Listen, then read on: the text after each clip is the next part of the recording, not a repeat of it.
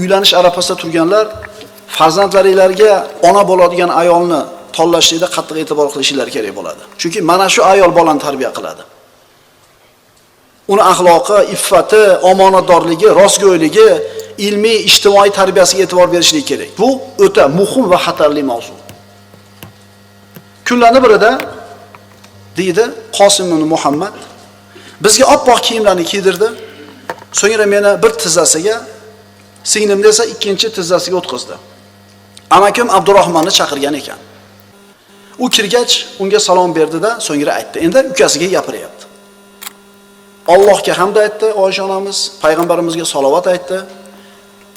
Avval ham, keyin ham undan ko'ra bayoni shirinroq, so'zi go'zalroq na bir erkak va na bir ayolni ko'rmaganman. Oysha onamiz aytdi. Ey uka, bu ikki go'dayni sizdan uyimga olib ketganimdan